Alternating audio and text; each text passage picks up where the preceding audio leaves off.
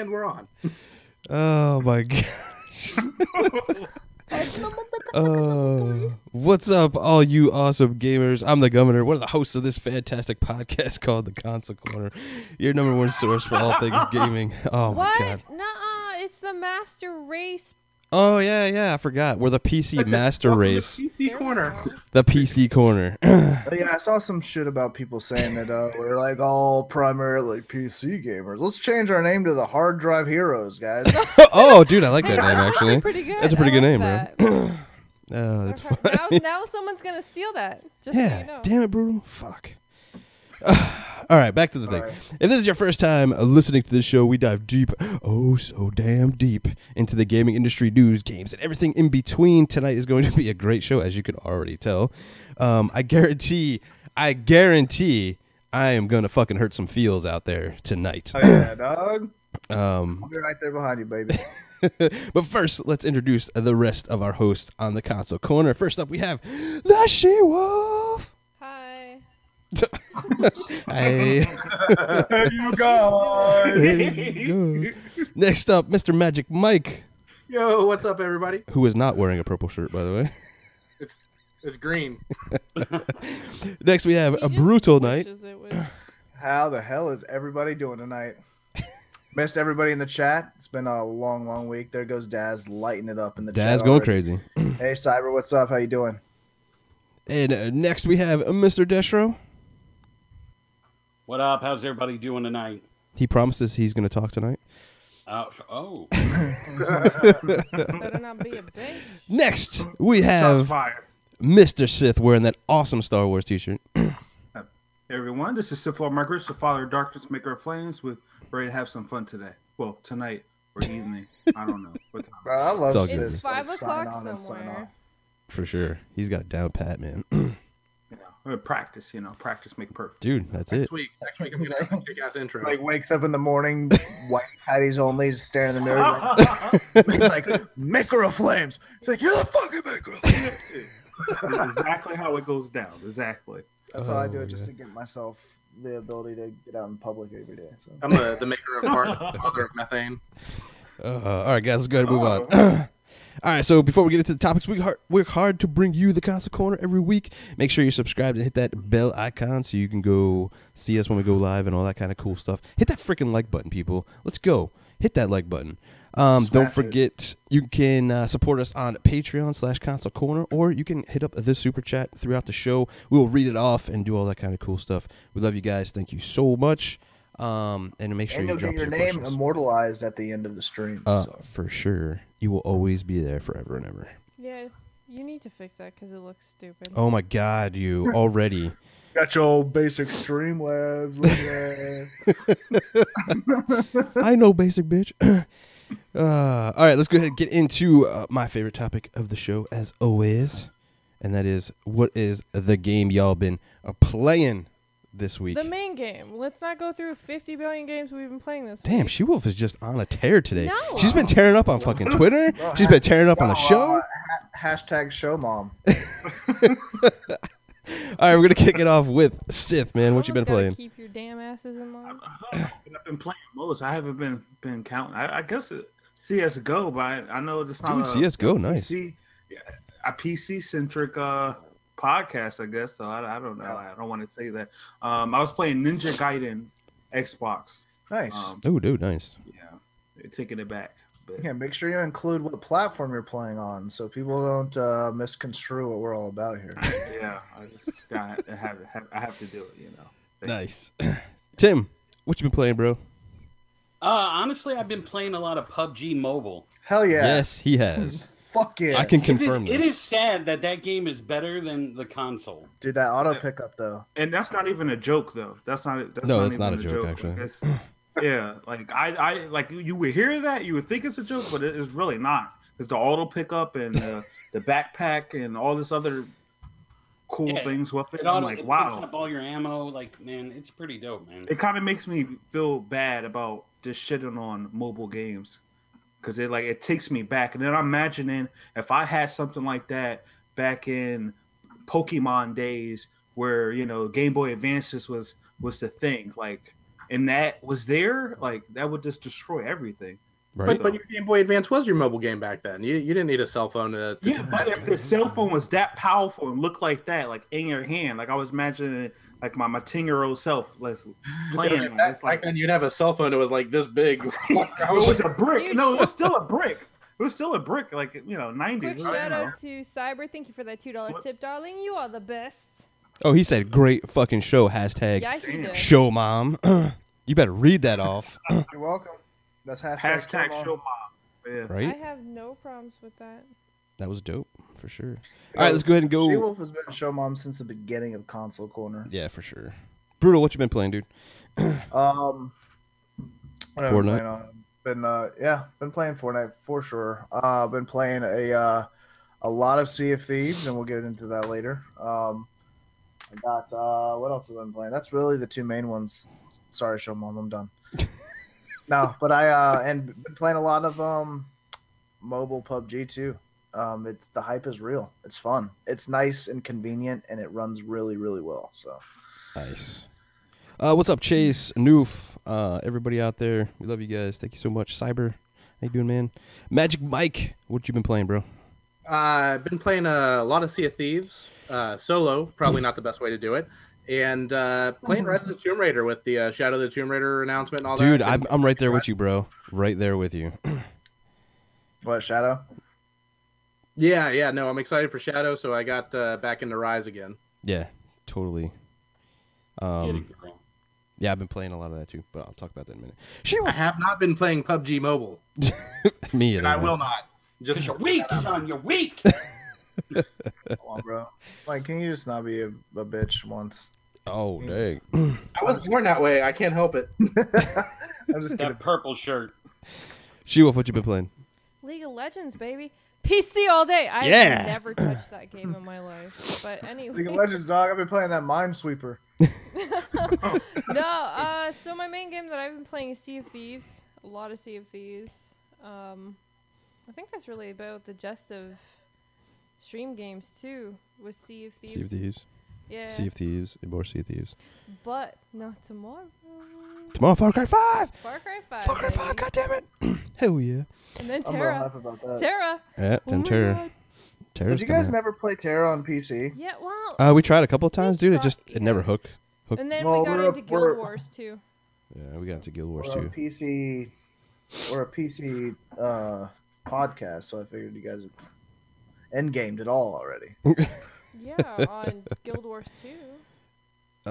Let's see what I've been playing. Sea of Thieves. I, like Mike, have been getting back into the Tomb Raider games. I'm gonna play them all through again before Shadow Diablo comes out. 3. I haven't really touched Diablo 3 lately. You did a little. No, I the turned it other on, day. updated it. Oh, but- I thought didn't you really. played it. I fell haven't asleep, played it. so I thought you played it. But yeah, that's all I've been playing. So let's go ahead and get into the first topic of the night. Let's see. Where do we want to start? I know. Somewhere. We're going to go ahead and start with THQ releasing a bunch of Nickelodeon games. So several Nickelodeon series from the past 2+ decades are heading to modern consoles with the help of THQ Nordic. The companies have partnered to bring back a number of games from Nickelodeon catalog. Starting later this year, THQ announced. So some of the games they're going to be working on is Avatar: The Last Airbender, Back at the Barnyard. I don't really remember that one. Cat Scratch, Danny Phantom, El Tigre, Invader Zim, love Invader Zim, Jimmy Neutron, My Life as a Teenage Robot, Rocket Power, Rocco's Modern Life, Rugrats, SpongeBob SquarePants, Tack and the Power of Juju, The Fairly Odd Parents, which is another good one, Ren and Stimpy, fantastic, and The Wild Thornberries.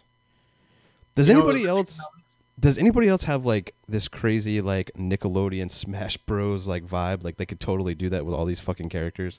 Like For sure. I think it would be more like a Brawlhalla style, Right. Like cartoon, more 2D-ish. Real quick, when I saw that they were released, because these are all re-releases, right? They're not making actual new games, correct? I mean, I think some of them are re-releases, but I think, I mean, if they're gonna do that, they're probably gonna release some new stuff too. And that's what I was thinking. Like, yeah, if they re-release some of these games and like remaster them, like for me, if I was THQ, I would totally do like a brawler game, like or Smash Bros or something with all these like iconic like characters and stuff. There's two games that I loved from Nickelodeon. Well, they were Nickelodeon franchises, I guess. Rocco's Modern Life game was awesome back in the day. And the second one that they didn't mention in anything that I've read about this whole new reboot that they're pushing out to HQ. You guys remember All Real Monsters? Yeah, that was the one game that I felt was missing from the list. They bring that back. All Real Monsters I dumped hours into that on the SNES. That game was on the SNES, right? I didn't play that, man, so I'm not sure. Mike? Yeah, I want to say it was on the SNES. I think it was also on the Genesis. I don't think it was exclusive to one or the other. Yeah, I mean, I can't remember. I played it on the SNES, I believe. I just loved the three characters from All Real Monsters, and I thought about that when we were getting ready for the show today, and I watched a whole episode of it. That's the one game that I thought was missing, but the Rocco's Modern Life game was awesome as well. So I like this. So I'm gonna. Some people call me out because I say that I don't like remasters and back compats and blah blah blah. And then they turn around and say that? Oh, but he likes indie games. That's not the same thing, first of all. True. Second of all, my issue is when you're only offering back compats and remasters to fill empty space is what is my issue. Personally, I don't think it's awesome. But for nostalgic purposes, I think these are cool. Will I buy them? I don't know. I might buy one just to fill the empty void, but I don't think it's a huge thing for me. I don't know how you guys feel about it, but what kind of remaster are we looking at here? I don't know a lot of the details of it, to be honest. Yeah, I think they're kind of vague at this point. Like, I think we're gonna get more probably like E3 or when closer to these games are coming around. I mean, in all reality, with these games, man. I mean, the resources that we have available now, I could see these all being put into like one purchase as like a package, like of a big games. pack, yeah. Yeah, like a collection or something like that. I'm hoping these lead into like more like newer games, because I was talking to like Destro today, like Jimmy Neutron, like that whole like premise behind the show would be like, you know, like a Jack and Dexter type kind of like game, like, and if they could do that and pull that off, like some really cool platforming and stuff, I would totally be digging that. Like Invader Zim 2, like those are like just great iconic characters like that I would love to have like a new game of, because I would totally be on board. Ren and Stimpy with like their crazy humor and all that kind of stuff in there. I'd play Ren and Stimpy, but I wouldn't play any of the other ones. Invader Zim, you wouldn't play Invader Zim? They're Girl, get the fuck off this show right now! Oh my god!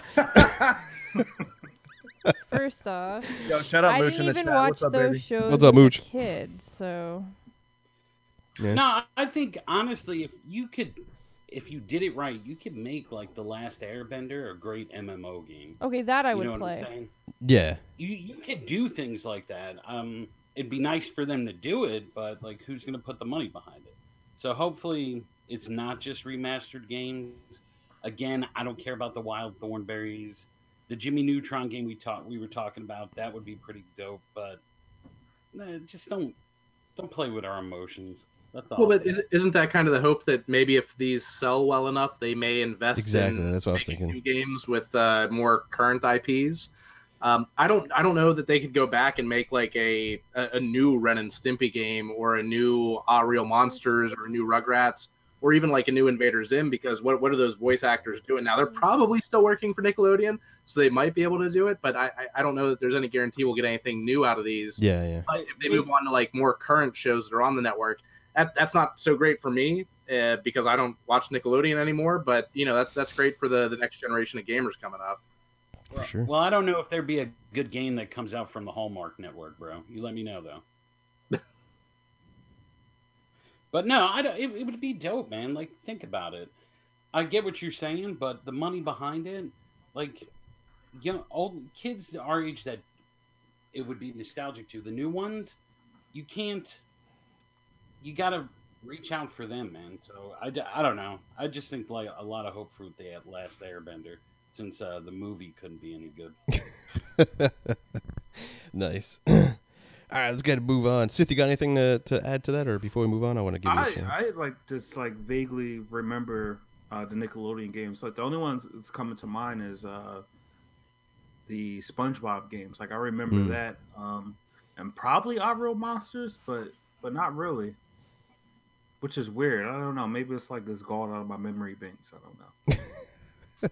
They could do like a Doug game that's a dating simulator with Patty Mayonnaise. Oh my god, bro! Oh my god, dude! A Telltale I could Games. so see you play that, Mike. Right? I really could. No. Oh my gosh! All right, let's go ahead and move on to the next topic. And this is an interesting one. So the Witcher series as a whole sells 33 million, and it was broke down by platform. So I'll read some of the stuff here. 2017 marked the 10th anniversary of the Witcher video game series, which has already sold over 33 million copies worldwide. The majority of that has come from The Witcher 3. It's pulled in 15 times what The Witcher 2 did in its revenue. The diagram shows two important information. Number one, in 2017, The Witcher 3 has sold more than in 2016, which is extremely proud of that, and the impact of the total sales of all the Witcher games, which was 33 million copies, as mentioned by Adam. The second important information is that the year of release, 70% of the sales of console copies are, and slightly more, 30% were PC. The trend has been changing over time. PCs have the longest life cycle now. In 2017, 50% of the sales stem from PC copies, and any other half the entry copies, blah, blah, blah. Anyway, so I think that's really cool. I don't really get into the sales side of a lot of things except for the software things, because I think if games do well, that leads to more games, and us as gamers want more games. And I think Witcher 3 done a ton of really good things. I think it set the precedent for games going forward on what to do and how to do it. So I'm always glad to see this kind of thing. And look at that. PC guys don't pirate games. They buy the shit out of them. Oh, Jesus. What? Jacob, you and I were just talking about this the other day, bro. The precedent that Witcher 3 has set the bar through the stratosphere, right? So we got Cyberpunk coming out, setting a huge, and I think how they gonna live up to that, bro? Like, it's hard to follow with The Witcher 3 up. It is. Yeah. Well, here's two things. There's gonna be it's gonna attract. All right, so you have a core base of fans that just like good games, right? So there's a large amount of the people that have played Witcher 3 that have no idea that Cyberpunk's made by the same people. True. But for the diehards, it's going to be held up to a strict standard. And I mean, Witcher 3 was deep, man. There's a lot of content. I mean, Blood and Wine was a whole game basically. Yeah, just DLC as a DLC, you know. And I know Cyberpunk's been on delay, and it's been a long time waiting, but I think that the numbers that Witcher 3 has put up, like you said, GKB, has inspired the devs to put that time and effort into another one of their products. It gives them that self-confidence that they need, and that drives devs to make another, and it's ambitious. From everything that we've heard about Cyberpunk's an ambitious game, and I hope that it comes out and shows through once we actually get to see the final product. But my whole rant just now was just to reiterate what you said, is that big sales like this go back and give that confidence to the devs to take the next step. Yeah, I mean, it's definitely going to let them take some risk with Cyberpunk that they may not have in the past. And I think it's absolutely amazing that The Witcher 3 has sold, well, not just The Witcher 3, but the Witcher series has sold so well over the past 10 years. The one thing that I really took away from this breakdown of sales, though, and I mean, I'm going to be a Debbie Downer here, I was kind of disappointed to see how the sales broke down from console to console. I honestly expected there to be more a higher Xbox percentage of sales on the Xbox platform than there were. Especially since they had the marketing rights of it. Right. They had the marketing rights behind it. You know. With that being said, though, you got how many million more consoles that are being sold over the Xbox versus the PlayStation? versus PC. So Right, that's PC a big as well. portion of it. That's been a big argument with a lot of the console warriors and everything, is that even though maybe there are less Xbox, right. No, I'm sorry, bro. I just like it puts this argument to bed. It puts it to bed because they say that PlayStation owners don't buy games, and this shows that PlayStation owners do buy games. Yeah. I took out the whole 3 years worth of sales, and the total is that out of all the sales that The Witcher 3 has had, let me take a look at my numbers here because I wrote them down. There was about 16.3% of all of The Witcher 3 sales were on Xbox. You had almost 42% on PlayStation, another 42% on PC. So that worries me because right now the Xbox is the only console I have. Toys R Us is making it a lot easier for me to get a PS4. Thank you for going out of business, by the way. But I'm just saying, if I'm a RIP, I'm going to target the PC and the PS4. Looking at these numbers, The Witcher 3 is arguably one of the best games that we've seen so far this generation. Probably has some of the highest sales, and it's just Xbox doesn't seem to be pulling its weight here, and that crushes me. It really does. If anybody's going to get marketing rights out of PS or out of PC and PS4, it's going to be PS4. I mean, PCs. There's no such thing as marketing rights for PC. Yeah. Well, no, but I'm just saying, as a developer, I'm going to code a game, and I'm going to target PC. I'm going to target PS4. I got you. Yeah, I mean, if Sony's coming or asking about a game or whatever, you're definitely going to be yeah, totally, Sony, you have the install base right now. Absolutely, I'm going to put my game on your platform. Why not? Let's get a deal. I mean, that just makes perfect business sense, to be honest with you. The numbers don't lie, though, man. Why not go with PS4 right now? Not to make anybody's feelings hurt and go dry hump their Phil Spencer body pillow, but I just I don't see why you would I don't see any enticing offers that Xbox can offer right now. No, and I think going forward, I think Xbox needs to do is invest in those first parties to get those games out there, to bring their player base higher, to get their install base to sell. That's what's going to drive everything else. It's just what it is. I've seen a lot of people talking about how Xbox is more focused on and shout out to Jez, because I love Jez Corden. Jez is awesome. I love the whole Windows Central team are awesome guys, but they were talking about how Xbox is focusing more on a service-based and all-inclusive platform versus, you know what I mean? Just you could play anywhere kind of style. And I get that. It makes sense. Xbox is going with the whole play anywhere thing. Microsoft is kind of being a more cohesive, adaptable platform versus just a gaming platform, right? Which is all well and good. But you need to have something that's going to draw people over there. You can't have a service with a bunch of stuff that everybody else offers just because you can play it somewhere else. Yeah. But they also tend to focus a bit too much on the multiplayer aspect of it instead of actually focusing on... See, that's the other thing, that when it comes to The Witcher 3 is PC is known for their longevity games. So whether it's a multiplayer or whether it's a standard, RPG game, PC is known for that. PC gamers tend to like to get into games and stay in those games for a long period of time. PlayStation is known for their RPG games. They're known for the stories that they produce. That's a good point. And they have always been good. The entire Final Fantasy series is the perfect case in point. That's an awesome point, though, too, She-Wolf, is that PlayStation's RPGs are where it's at, and I think Xbox missed the ball on a couple. And I don't mean to sound like I'm being super negative about Xbox, because that's not what I'm trying to do. Well, the thing is though, Xbox. The thing about Xbox though is they obviously they did focus more. They went for PUBG. Well, they're playing their strengths, right? Because Xbox Live is arguably the superior online. That is true. Keeping PC out of it at this point. But that's my point, though, is they are known for doing their, their whole idea of multiplayer. They like to, PUBG, Fortnite, Halo, even that one. Even though it's got an amazing story, it is still more known for its multiplayer. Yeah, people want to play than it is for its story. And Gears Gears is another one. Player. Forza, it's still multiplayer regardless of how you look at it. And then, of course, now they're doing the crossplay, which is now which is literally more of a multiplayer base because it's to bring in you playing against PC gamers against, Xbox gamers.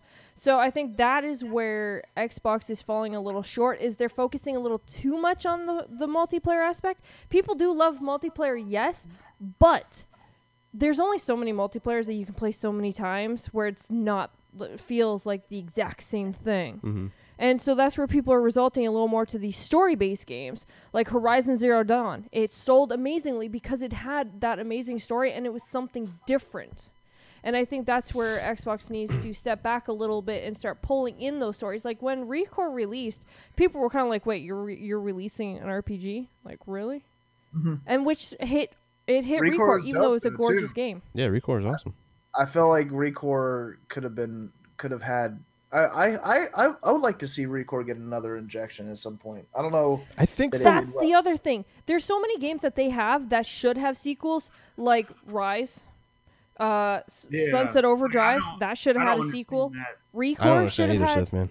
Like, these games should have had sequels because they did have those good stories, but they didn't focus on that. They didn't bother bringing these other games that had great stories and continuous Well, stories. like, Sunset Overdrive has no reason not to have a sequel. Rise was a little bit in trouble, like, with what happened with the developers and all that stuff. So it's not even no trouble. They could buy it. Yeah, I mean, they could have.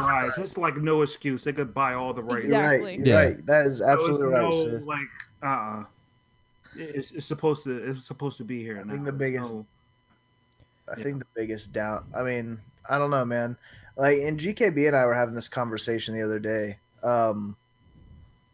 Like, I feel like, and this is what I'm hoping for Xbox, and this is what I'm hoping for Microsoft. I'm hoping that they're just focus firing their games as a service, their environment to play video games and to game, and they're because like you guys said earlier, Xbox Live is the superior online and experience for sure as far as like social wise. That the UI of Xbox, like they've done a great job with features. They're definitely known for their features. Their features are awesome, and the most powerful console, of course. Yeah, I mean they're doing great with that part. Don't get me wrong. I'm not hating on Xbox by any means. I'm just saying what I think a lot of people. No, you're know in the critiquing. back of their mind. Yeah. Even the fanboys, they know in the back of their mind, like, yeah, it's like they may not have the most games, but they have this, and that's cool. Because Xbox does have a lot of amazing features that PlayStation doesn't have, that PC doesn't have. And side note, PC and Xbox are getting closer and closer by the day. But there's the games, man. Yep. And I'm hoping, with GKB and I were saying, we're hoping they're focus firing here. And then they're like, all right, we have this established now. Let's dump our focus into just getting first parties. Let's get into marketing rights so we can get those. Yeah. I think this is going to be like I hate to say this because last year I said this too, like about E3. I think last year's E3 was make or break for Microsoft. Like it's either show what you got or shut the fuck up and just do what you're going to do for the rest of this gen until you release something else. And here, like when we get into this E3 too, I think if they don't show a bunch of like huge big like first party stuff, I think at that point, like I think all of the Xbox community as a whole need to understand that Xbox is just building for the future now, and when they release their next big console iteration and all that kind of stuff, I think you're going to see all of what they're building and pushed onto that and just moving on to a different thing at that point. So it's going to be interesting. But the question is, though, like I this kind of goes in the back of my mind a lot. Is Xbox focusing a little too much on the hardware and not enough on the actual games? No, okay, so hold on. The whole idea of a console that everyone always tends to tell me is the point of a console is to be able to just play your games and enjoy it. Well, okay, that's fine, but if they're turning around and not focusing on their first-party games anymore, and they are Xbox has turned into where like you can listen to your music, Skype calls, all this stuff. They have focused so much on the features of Xbox. Are they? Does it not seem like they're possibly going a little too far into the whole hardware and feature aspect of it instead of the actual games aspect? Real quick, I just want to say hi to a couple. real quick, I would just say hi. Hey, John, what's up, Stick Figure? What's up, Max Power Man, Cyber, Alan? You guys are awesome.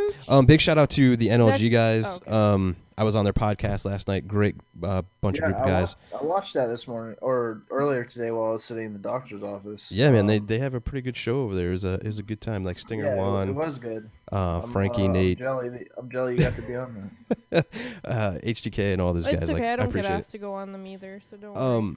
Oh, but just to go back to what were your mixer partner, dog. What are you talking about? I know, right? Like, what are you talking about? Just to go back to what you were saying about like with Microsoft and like how they're doing things. I think Microsoft's problem they didn't have this problem last gen. They were very forward thinking. They were ahead of trends. And the problem is this generation is they're very behind the trends. They're not staying up where Sony, on the other hand, is doing that. They're reading their player base very well. They know what they want. They know how to market it to them, and that's where Microsoft is missing at this point. They're playing catch up, or going too far one way or the other, instead of getting ahead of the trends and doing what they need to do for that.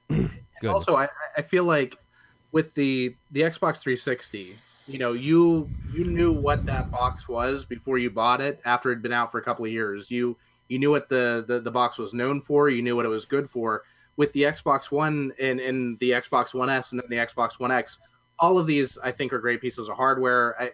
I feel like Xbox has lost its focus from, what is the Xbox? Is it a platform that's geared towards the younger generation with games like Fortnite and Sea of Thieves? Is it the shooter box where we've got PUBG, we've got Halo 5, we've got all the good shooters?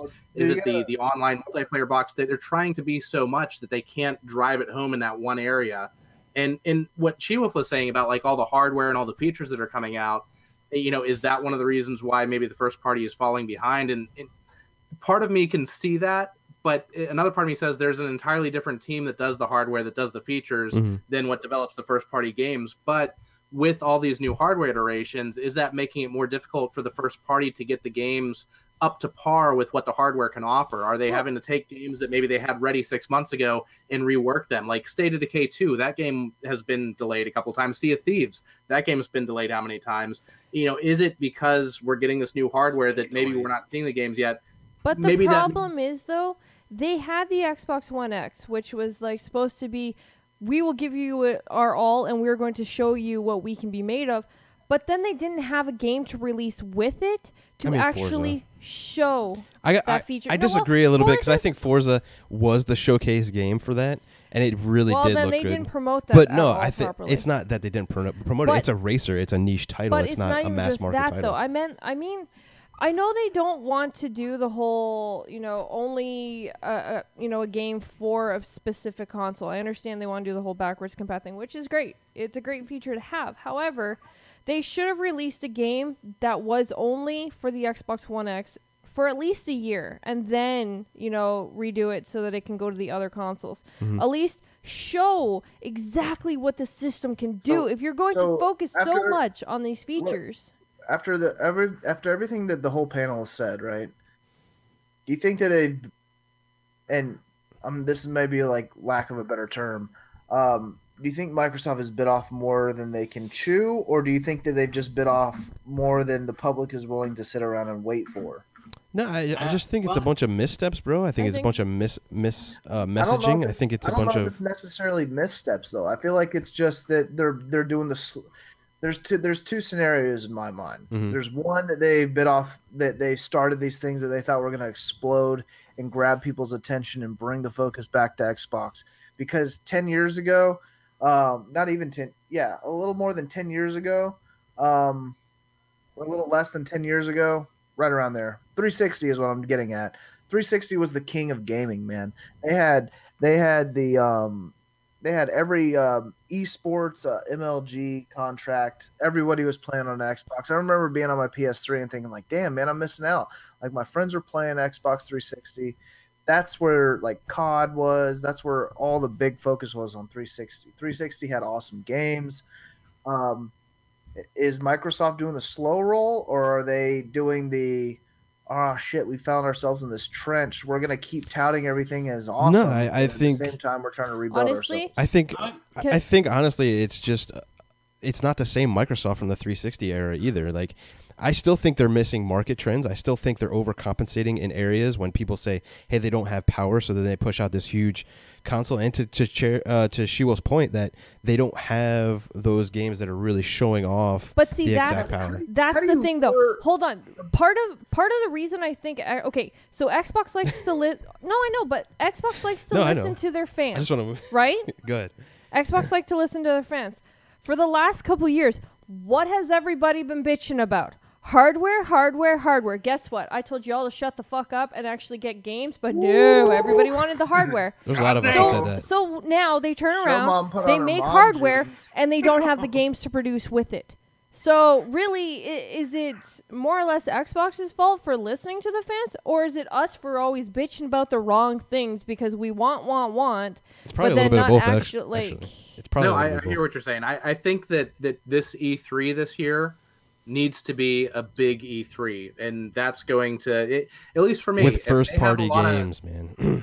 Yeah, if they have a lot of great stuff coming out in the near future, like coming out in the fall and coming out in the holiday season this year, and when I say a lot, I mean that's metaphorical. Like if they have 3 or 4 games that are unexpected and really showcase the hardware, then that's going to put me at ease. But right now, going back to the previous topic, looking at these Witcher 3 sales, or wait, that's the topic we're still on.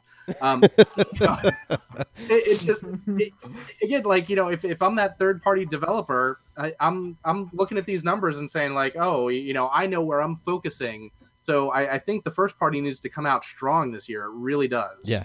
I to be honest with you, man, I think they're going to show some stuff, but I don't know if it's going to be released this year with like the jam-packed holiday it's already looking like right now. Where are you going to put any of those games at, man? Like, well, and not even necessarily first-party stuff, but even if they've got like some good third-party partners, like we know Metro was on last year. If that comes on stage again this year and really showcases things with some of the new tech that they've got working on, that can go a long way to win people over. Agreed. Yeah, we'll have to wait and see on that, man. But all right, it's good to move on. Tough right now. Got to work on it. It's tough. Yeah, we've been on that one for a while. Anybody else got some last thoughts before we move on? Destro has some things I think he Good, was Destro. trying to get in there. Get your last words in there, buddy. No, I think Microsoft's just beefing it up right now so that they can focus on gaming. I think they know what they're doing, and to make it an entertainment type console instead of a gaming console, that had to change PlayStation's route on what they need to do. So they're not. It's just we as a society want instant gratification. So we want, but we want it now. Tim, that's a perfect point too, though, dude. Because think about how fast the flip was. Like, granted, it's been a decade, but think there was Nintendo and PlayStation. There's Nintendo and Sony up until the Xbox came out. Xbox got a little bit of traction, didn't do too well. 360 dropped, everybody flipped to 360. Everybody was an Xbox fan. Granted, they're still your diehards, but the focus was on 360. Then immediately it flips back to PlayStation. PlayStation has been the focus. PlayStation has been crushing marketing rights. When are we going to see that next flip over again to where we see everybody focusing on Xbox again? Because I'd love to see that. Don't get me wrong. Yeah, healthy competition is good for everybody, man. It's all about Activision, baby. What are you doing? All right, let's go ahead and move on. You're right. We killed that topic to death. Let's go ahead and move on, guys. Let's go into the next one real quick. So, COD Modern Warfare 2 Remaster doesn't have a multiplayer. This seems to be almost confirmed at this point. This was first reported by Call of Duty enthusiast site Charlie Intel, then later independently confirmed by Eurogamer that Modern Warfare 2 Remaster is in development and will be significantly cheaper than Modern Warfare Remaster. Both what that tells me? Go ahead. The cheaper part that says that the multiplayer is going to come out as a downloadable content for $30. I said that. I was like, they're be. going to release the stupid freaking campaign and then they'll release the multiplayer's DLC because, again, Activision, money. So the prices are looking like it's going to be like $25 around there. And it looks like who knows what's going to go on with the multiplayer. It's Activision. They want money. They ain't stupid. So, yeah, but like, are you guys, like, do you realistically, anybody on the panel, are going to pick up this remaster with no multiplayer in it? Okay, so here's the catch. I've noticed this a lot because, what is it? State of Decay 2 is kind of doing this as well with their collector's edition and not officially saying that the game's not in the box. They're going to release this remaster. Chances are a lot of people aren't going to actually read the box and find out that there's no multiplayer. It's going to So they're just going to sell. play on some dumb people kind of thing. They seem to be, a lot of like companies seem to be kind of feeding on that a little bit, where they're not, like, we all know because we see it in the news. We see the social media that tells us there's no like multiplayer. But if I was just a mom going to the store and I hear that like my kid's talking about that, like, I'm gonna be like, oh, that's the game he was talking about. I ain't gonna know any better. I'm just gonna pick it up. I'm gonna grab it. I'm gonna buy it, give it to him, and then when he says, oh, there's no, I'm gonna be like, oh well, too bad, play it. Yeah. And then when the multiplayer comes out, Mommy, the multiplayer's out. Oh, okay. Here you go. Here's my credit card. Yeah. It's the whole trick of it, because State of Decay 2 is doing it as well with their whole collector's edition, how they're releasing it without the game. Except nowhere on the box does it actually It's say interesting, that. though, that this like is coming out with no multiplayer. And I think that had a lot to do with the last remaster that came out, because I think a lot of people were playing that one instead of playing Infinite Warfare. That was one of the other things that I kind of said that I think a lot of it has to do with it is they release these remasters hoping that the campaigns get played. But, and of course, sell. Nobody plays the campaigns in Call of Duty. Well, yes, Come on. obviously. Oh, But they do want the games to sell. They want to make money. Like, it is Activision. We all know how they do love to feed on the money aspect of it. People have been wanting this remaster, so they're going to release it. Just not releasing what you want. And they do have the new Call of Duty coming out in, I think it's like, October now? This is supposed to be coming out May 30th, I believe, the remaster. So, like, I don't know. I think they're kind of going to be playing it on people and then release the DLC later, because people are going to bitch and then they'll release it. So, but the catch is, DLC. You know the catch? You're going to have to buy the remaster to be able to get the DLC for the multiplayer. Oh, there's going to be some fucking retarded thing. You watch. Yeah. And if that's what they do, I have it on good authority that the 2019 Call of Duty will be subtitled Cash Grab. Probably. Any other thoughts on Call of Duty before we move on? Sith, Destro. Nobody cares anymore. Yeah, it's just like Call of Duty is just wearing me out, bro. It's as bad as Assassin's Creed. Enough. Oh, come on. The last Assassin's Creed was good, bro. Come on. Oh, let's make money off of an old one, and there's no multiplayer, so everybody can cry. Nobody wants to play that old multiplayer map. I'm sorry to sound like brutal right now, but I can care less. But it has some of the best multiplayer maps. I'm pretty sure if it actually released with the multiplayer, a lot of people would buy that to have it as a remaster. Release that shit on PlayStation. Oh, I'm sure it's going to be released on PlayStation. Yeah, I'm sure. They got the marketing rights for all that stuff. So. Cool. Let's go ahead and get into what's out now before we get into Sea of Thieves, because I know everybody's dying to hear about that. So let's go ahead and get into our first segment. Bang, boom, kapow, it's what's out now. Are those really the lyrics? Don't question my genius. Damn, man. All right, Mike, what's out now, bro? Hey, everybody. Welcome to What's Out Now, where we're going to be talking about all the sweet video game releases that have come out in the past week. So take a trip back with me to the past, to last Tuesday, the 20th of March, where for the PC, the PS4, and the Xbox One, we got the release of Assassin's Creed Rogue Remastered. It's just what we wanted. A lot more pirates, and now they have, things that they can stick people with. It's awesome. It was also on the Xbox 360. A lot of people missed it. Can you do that motion again? He's what, like... the assassin sticky thing? Yeah. Now you're interrupting. All right. Yeah, I gotta get this. All right. So, a lot of people missed this last gen because it came out after the new consoles came out. So if you were interested in this game, if you love the Assassin's Creed series, I've heard some great things about it. I haven't played it myself, so I'm interested in picking it up too. Also, that same day for the PC, the PS4, the Xbox One, and the Nintendo Switch, Attack on Titan Part 2. I know this anime has a whole lot of fans. I've heard a lot of mixed reviews about the first game in the series. Hopefully this game improves upon the mistakes that the first one made and keeps the great things about the first one there. Basically, you're attacking a bunch of naked giants with some tripwires that allow you to fly through the air. It's a lot of fun. If you like the series, I think it's a good game for you. For the PC and the Xbox One, we're going to be talking about it. Oh, are we going to be talking about it? Sea of Thieves. All I need to say is pirates, and you'll learn more soon.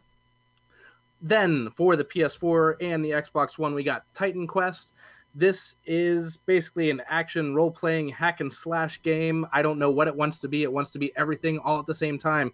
It was originally released on the PC in the summer of 2006. It's a re-release. Not a whole lot more has been done to it, but if you love that game on the PC, you can play it again 12 years later, thanks to THQ and their re-releases. Then moving ahead to Friday, the 23rd of March for the PC, the PS4, and the Xbox One. A lot of people were talking about this after E3 because, you know what? F the Oscars. A Way Out has released. It's a prison break game with a friend. And, hey, it has free co-op. Even though you can't play it on the couch with your friend, you can download it on your console and do that free co-op with only one of you owning the game, which I think is a huge selling point. That same day for the 3DS, Detective Pikachu.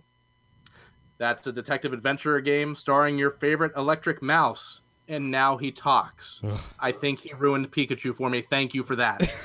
On the PC and the PS4, that same day, we got Ni no Kuni 2, Revenant Kingdom. This is a JRPG. I know it's pretty popular. A lot of people I know have been playing it and enjoying it, so if you're needing to fill some more JRPGs in your life, definitely pick this up for your PS4. And for the PC, the PS4, and the Xbox One, the most exciting game of 2018, Pure Farming 2018. Dude. It's farming, it's pure, and I think that's enough said. It's a farming sim game. Go ahead and plant your corn and have a good day. And that, everyone, is what's out now. Nice. Did you know Ryan Reynolds is going to be playing Pikachu in the friggin' movie? What? Yeah, he is. He's gonna play they're bringing out a movie, and he's gonna be Pikachu, the detective. I got a lot of echo going on right now. Somebody's got the show going in the background. Ryan Reynolds is gonna be voicing Pikachu in the movie. I'm sorry, I hate Pikachu talking. Period. And that detective voice was just terrible. Bro, I hate Pikachu. Period, bro. Pikachu's like the lamest. Pikachu's the lamest fucking Pokemon could ever choose, and he's like the mainstay of Pokemon. Yep. Wow. That ain't right, brutal. Yeah, let's get a fucking Thunderstrike, you fucking like Raichu doesn't even get the love that Pikachu It's kind of actually funny because like Pikachu is apparently the strongest Pokemon ever, but yet he never evolves. All right, so let's talk about Magikarp then, because Magikarp turns into Gyarados, and that motherfucker's real as shit. You ever try to get a Gyarados in Pokemon Go? Yeah, you don't have blisters on your hands. So Anyways, this isn't about Pokemon. All right, let's go ahead and get into, I think, what everybody wants to see us talk about, and that is Sea of Thieves. Oh, Xbox's savior. Yeah, okay, so I want to start off by, like, first, let's kind of break this down. Okay. We're going to go into character creation first. Oh. Yeah. Yeah, okay, sorry. That was horrible. Like, I get the idea. No, I get the idea where they're trying to, like, give you your own specific style of, like, rare character. However, like, you literally, like, you flip through them. It took me, like, almost 4 hours. That's you, like, on regular character creation, so I don't know. Speaking about, like, character creation, I don't know who it was, but it was somebody in a back and forth on Twitter earlier today between, I think it was GKB that they were tweeting to, said that they have the male and females have the same skeletal structure. Yeah. Which is so true, bro. Every female on there, if they're not borderline crack whore, they're the mom from they're super Goonies. Burly, bro. I'm like, geez. I don't understand what is with the old scrunchy faces. Like, pirates did not all look like that. Like, where did they get the idea for these from? My pirate looked like he just woke up on, like, the railroad tracks off Orange Ave in Orlando. Yes, okay, so I do want to state, the game, I do like the game. Like the overall base of the game, I do like the game and the concept of the game. They have an amazing base style of what they were trying to achieve with the game. I just think there are some things that are flawed. Like usually people, like when it comes to games like these, people want to make their characters because that they feel like themselves in the games. That's what most multiplayer games are like. And I understand what Rare was trying to do with their whole aspect, but it was more or less the fact that you're sitting there trying to go through these characters, and you only get so many. And yes, they did add the feature where you could actually hold on to a character. Seriously? Like, seriously right now? Don't be a jerk. Don't be a jerk. Okay, come on, let's go. Well, I don't want to now because now you're being a jerk. Okay, let's move on then. Yeah, that's fine. All right, so everybody in the chat, like, before the hate starts and all that kind of stuff, like, just stop that. Like, we're not hating on the game. But you need to sit there and have a good look in the mirror, and you can't sit there and say that there's nothing wrong with Sea of Thieves because that's a bold-faced bullshit lie. Let's just start there. I blame Destiny. That's what I blame. That's what I blame first. So. Well, I'm going to start off with some positive things. I think Sea of Thieves is an absolutely gorgeous, beautiful world. Yeah, it is. I think they've nailed what it's like to be on the sea. I think, the ship and all that kind of stuff, the mechanics are well done. Yeah, I think the details are all there. It's a very rare game.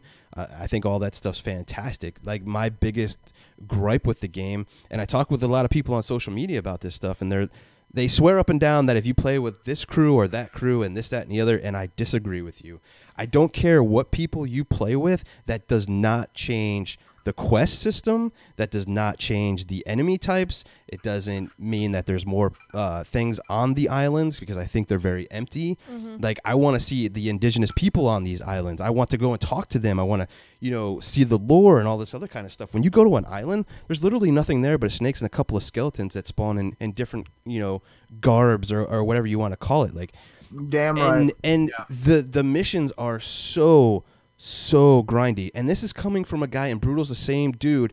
We sit here and play grind games all the fucking time. So if I have a problem, I don't think the missions are grindy. I think that the progression, the only significant progression system in the game is getting more gold to buy.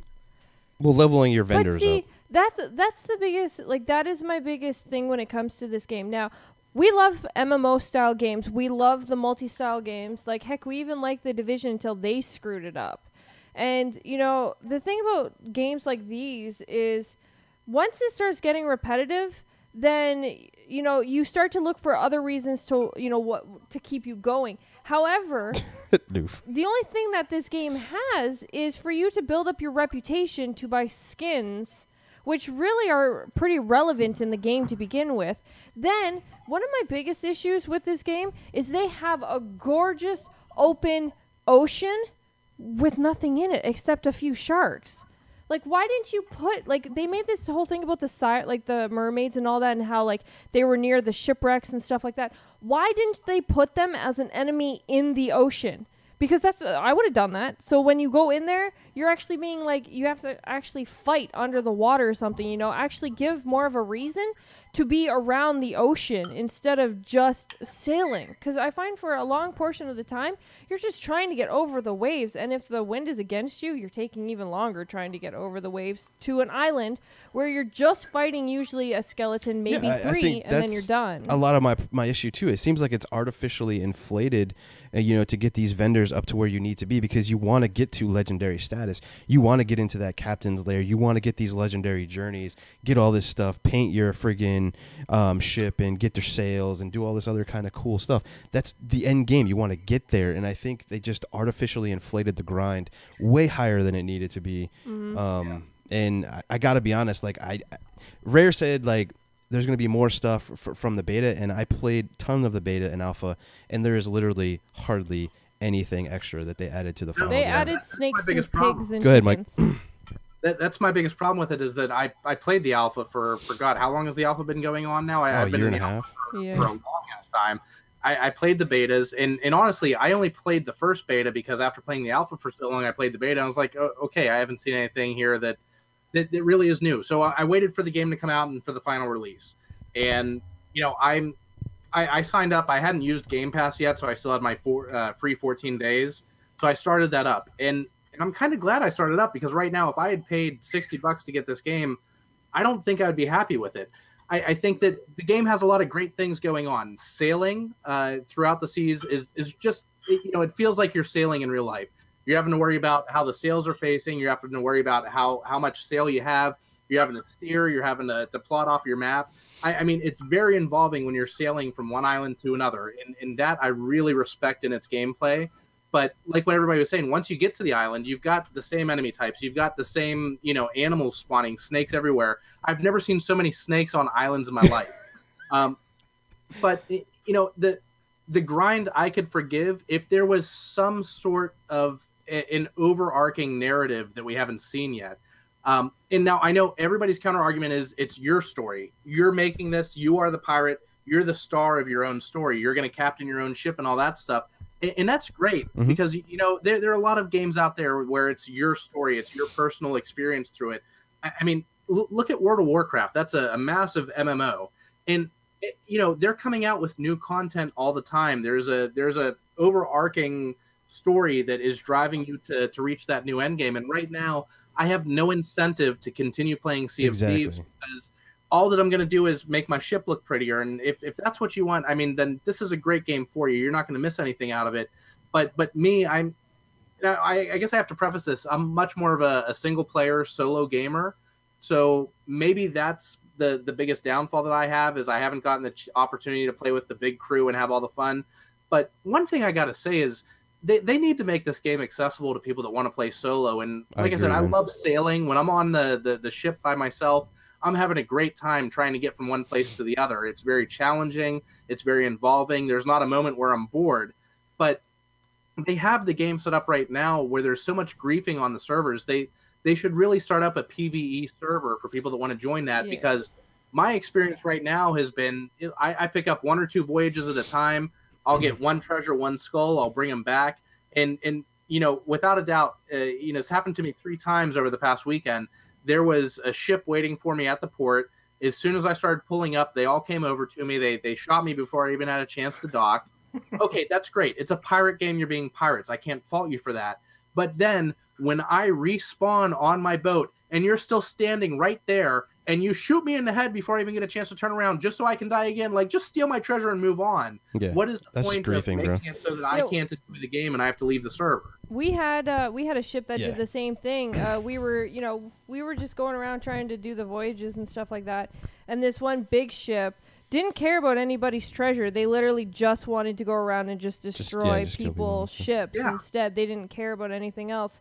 And that does suck for the people who are just going, like, yes, I understand they were trying to make the concept of you could, be the pirate you want to be. But you are still getting a lot of jerks that aren't actually, like, they're not doing it to be pirates. They're doing it literally to be jerks. Yeah, that's the problem. And I can hear them in the proximity chat. They're laughing their ass off at killing me. I mean, one crew, I got the joke on them because I jumped off my ship before they got a chance to get me, and I swam over to theirs, and they had a lot of gunpowder barrels, so I blew those up. I died, but I sank their ship at the same time, so I got the last laugh. But, I mean, it just, they should have a PvE server. I think that should be common sense by now. Absolutely. I agree. Outposts should be safe zones. I don't think safe zones is the answer, to be honest with you.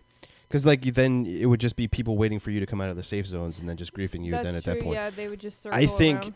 I think for Sea of Thieves to do well and keep a high player base, they definitely need a PvE server for people that just want to go do the missions, do the grind, and do all that kind of stuff. Because the other part to that, too, is I don't see a community forming. I just see people against people. Yeah. Like me and you, how many skull forts did we do by ourselves? And anybody that came around, like, we were totally open to, like, take the fort with them, but instead they just attacked us, or we had to fight them off and then fight the skeletons and that and the other. There's no sense of community, and I think a PvE server would be absolutely fantastic, because then you get people that are, like, really into the whole pirate thing and then start talking pirate and doing all this other kind of cool stuff. Traveling together. Yeah, traveling together, doing cool things. And, like there's a whole as far as I know, I haven't heard yet that anyone's beat the Kraken. The people have beaten the Kraken. Sea of Thieves, I am so disappointed. I've played for hours. You have to be on a galleon. What? You can't be on a sloop. It has to be a galleon for it to spawn. That's one of the caveats. I've still played on that, even like for hours, and I've never seen the stupid Kraken. Anybody else got any Sea of Thieves before we keep ranting on and on and on? Look, I'm going to tell you from my point of view, honestly, I was really disappointed in how they had, like, we talked about in the first show about all this, you know, how Phil doesn't want any trolls anymore, but they just pushed out the biggest trolling game ever. Like, we sat for 2 hours fighting the same people, and then you die and have to sit and wait for it to load for you to come back in. And then when you come back in, you get killed again. And if it isn't by people, it's by a skeleton that has a blunderbuss. Like, and I'm tired of people when I'm fighting you. Stop jumping. Be a fucking man and fight me. Okay? That jumping shit was in fucking Street Fighter when I was a fucking kid. Stop jumping. Fight me. Fucking fight me face to face. You know, that's one of the other issues is the skeletons. They made way too, like, they have limited ammo, and then they eat bananas to top it off. Like, but yet you only get like 5 How are you a shots. skeleton eating a goddamn banana? Like, no, first off, like, yeah. I would like to know though why the only enemy there is only skeletons. I understand there's like 5 different style of skeletons, but why isn't there other pirates? Like, why? Like, well, that's what I said. I said the biggest like enemy of pirates was like the East India Trading Company, the Royal Navy, and all that kind of stuff. That was the enemy of pirates, hunting them down and fucking destroying them. Yeah, and you're not fighting anybody who actually wants to hunt pirates. You're How do you know that those skeletons aren't East Indian Trading Company? Because they're dressed like pirates. Yeah, they're dressed like pirates. So. I mean, there's a lot of potential for this game. A lot of this stuff that we're talking about could come out in the future. I mean, it's only the first week, so it's hard for me to judge an online game that's supposed to be, you know, this big world that we're creating. So maybe there's going to be steady content drops, but I think that's the only thing that's going to keep this game alive in the long run, because there are plenty of grinding games that we all love. We've all said it. I mean, look at Destiny 1 and 2. I mean, those are the most grindy games that you can get, but they have amazing gameplay. And in this game, the sailing is top notch. I think the sailing is great. The ocean looks beautiful. But once you get on the island, you know, the gunplay, the sword play, it's not really top notch. So the gameplay isn't drawing me back to it just yet. Yeah. Especially for as long as we waited. For as much as pushing it back, it's like, come on, man. I feel like I got half a game. I'm glad I didn't pay for it. Yeah. I agree with I completely agree with Tim there. Here's my take on Sea of Thieves. Go for it, man. I've been kind of quiet this whole segment, so I wanted everybody to get their feels out real quick. Sea of Thieves, and I don't know if it's damage control or if this is the way that people really feel about it. Sea of Thieves is the game that you make your experience, right? Mm-hmm. This is the game that you make feel as epic or as least epic as possible, depending on how you want to play the game, which is true to a degree. You can play Sea of Thieves and just sail around and do whatever, but like GKB said earlier, the grind in this game, the fact that you have to pay 170,000 gold or 140,000 gold, whatever it is, for a paint job for your ship that doesn't. Oh, it's 70,000. No, that's for sales. It is absolutely ridiculous. I'm all about grinding, but the allure of grinding is not for cosmetic stuff. And I've seen a lot of videos of people putting things out, and the way I feel about Sea of Thieves right now is that they have the grind aspect for sure. Mm-hmm. I mean, if you're getting 200 max, $1,000 for like a single item you turn in. Okay, see, I don't mean to cut you off, but that is a good point right there.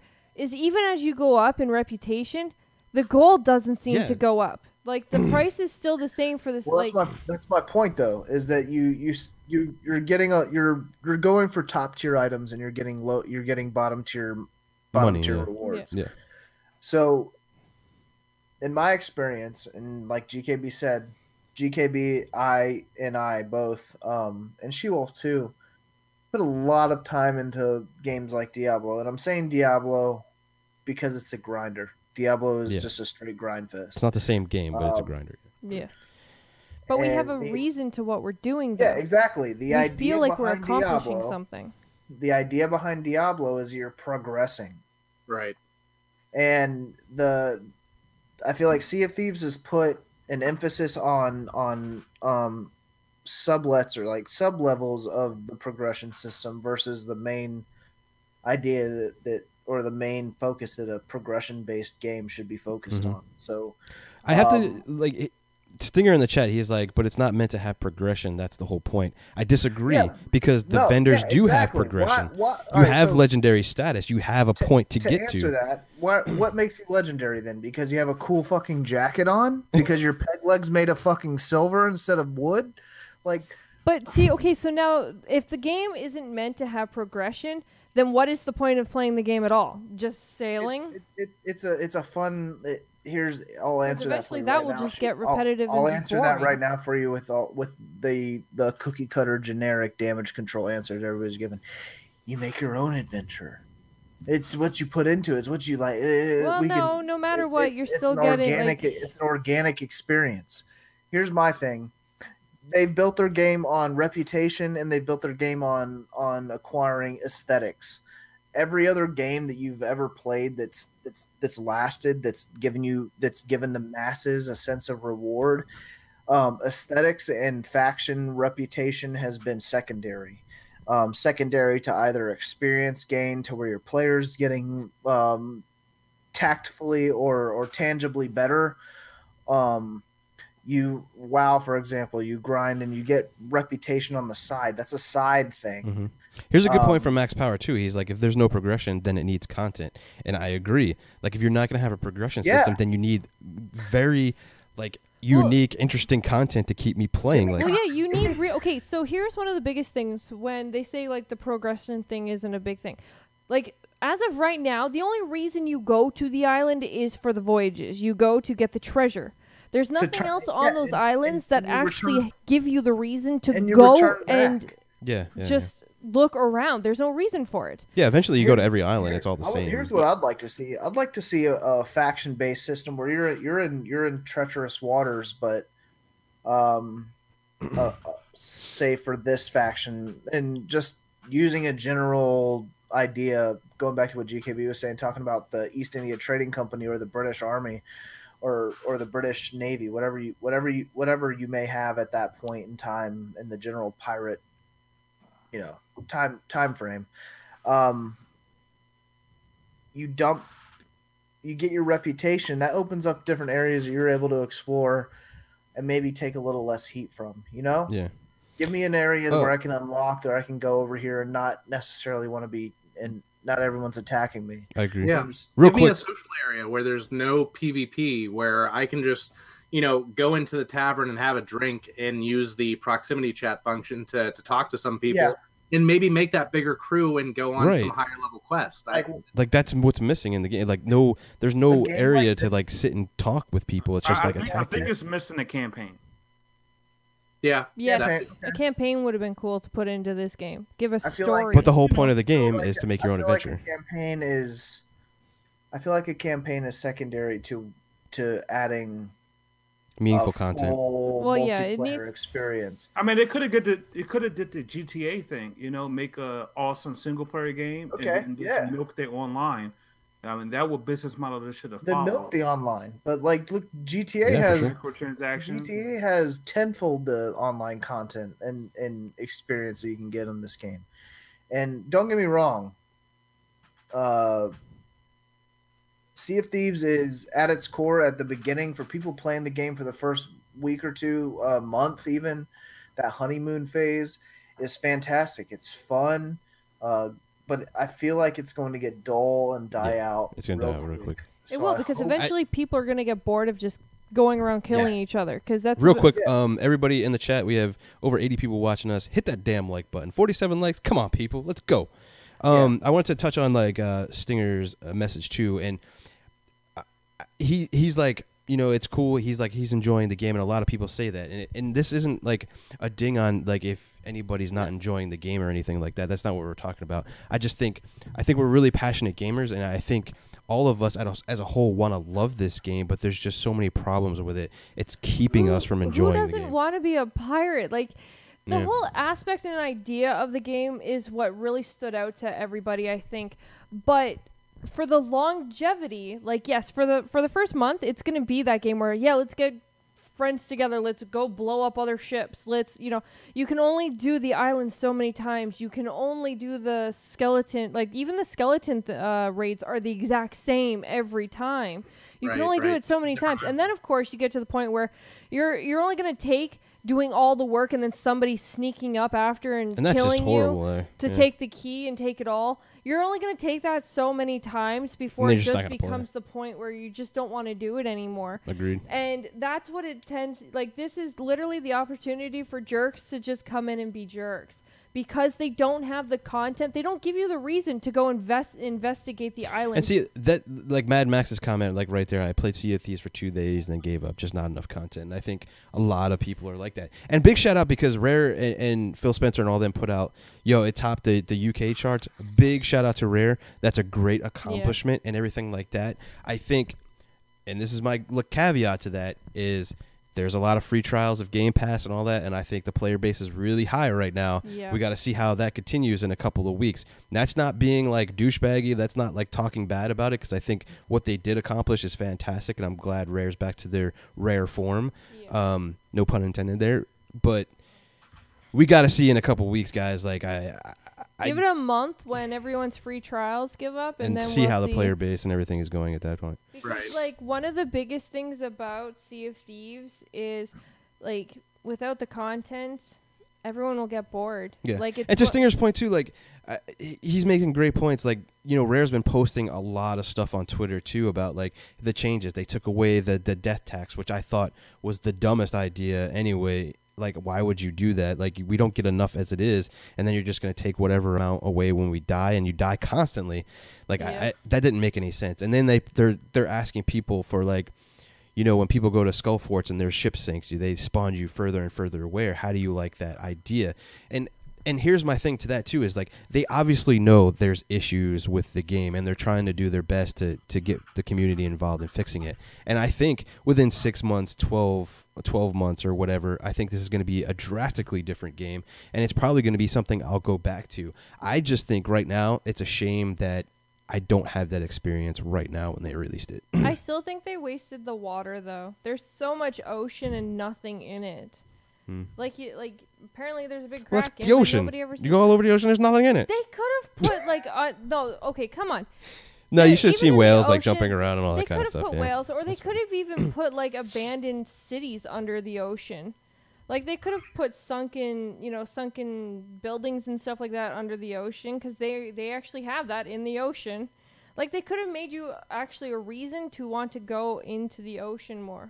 Like, the shipwrecks are cool, but they're once you do one, they all kind of look the same. So, fucking brutal. Yeah, they're all making weird faces.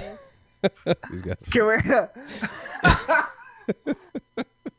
So it's just, I don't know. I think we talk need real quick content. about people touting and getting super excited about Sea of Thieves doing #1 in the UK, and talk about the competition that it had real quick, because that really tickled my fancy. Go for it, man. Detective Pikachu is stiff competition. What are you talking about? Magic Mike, that is not a dick and balls on my wall. That's a lovely pair of headphones here. I don't even want. Oh, that is a pair of headphones. Yeah. That's not what it looks like in the stream. No, it doesn't. I'm just cupping the bottom of them real quick, just to make sure that. So yeah, go ahead, go on to the charts thing there, buddy. Oh no, that. I mean, it was just the competition. The competition wasn't. That was what one of the top 5 sellers of this month was fucking FIFA. I mean, still. And you're looking at like Far Cry 5 coming out tomorrow. Grand Theft Auto was listed as one of the top 10. Like, come on, dude. Like, put this game out next week when Far Cry 5 comes out. I guarantee it loses. Yeah, and then you got like what God of War after that, not too far, but yeah. Let's not even start on Game of the Year. I'm just talking. Start Game of the Year. Oh my God. Anybody else got any Sea of Thieves comments before we move on? Anybody? Anybody? Crickets. Cool. So yeah, I think Rare did a good job. It just needs some work. I think there's a lot of promise in this game if they can deliver more of that epic content that we're looking forward to. Exactly.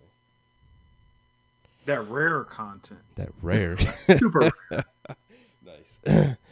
All right, let's go ahead and go into next.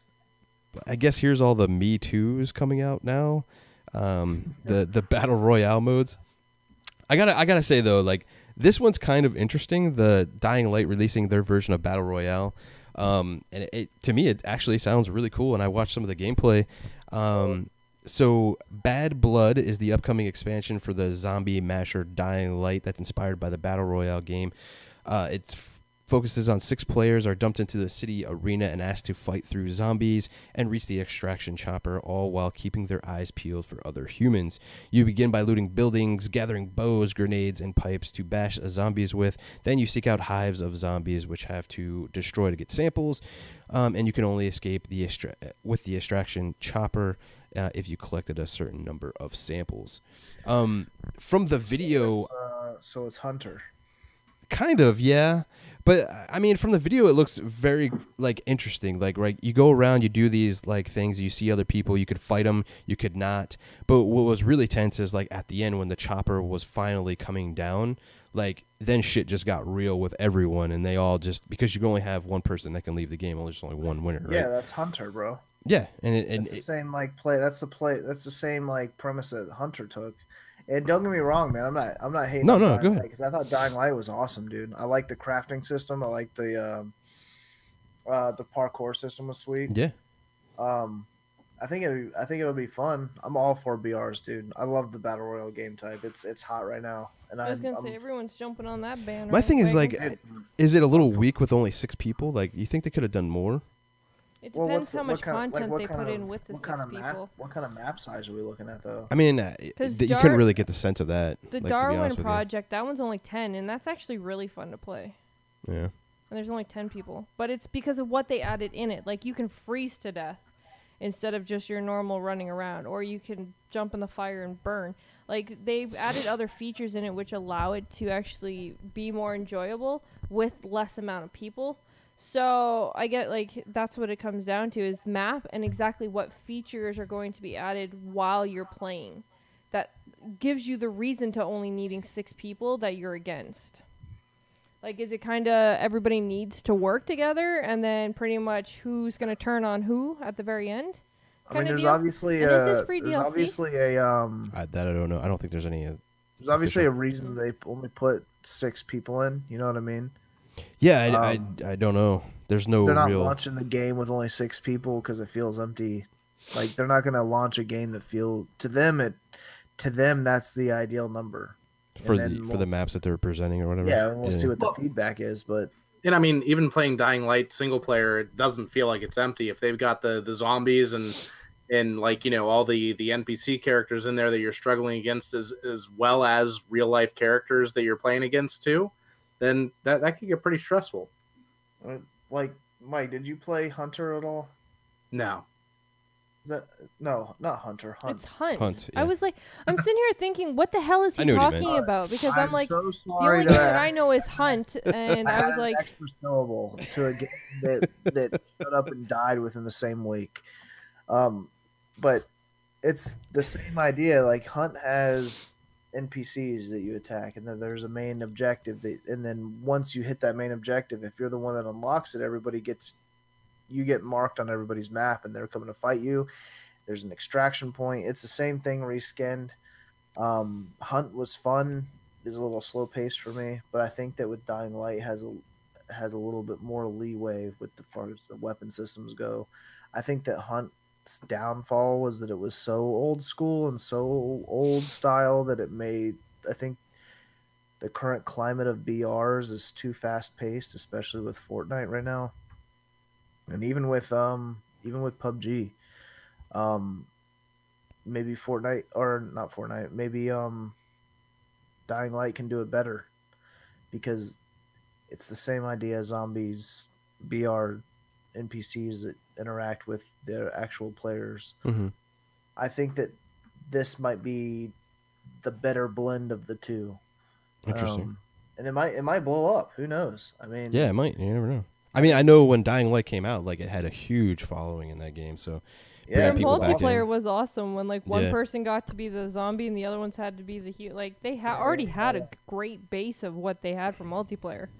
dude, So- the nighttime part of Dying Light was fucking terrifying. Yeah.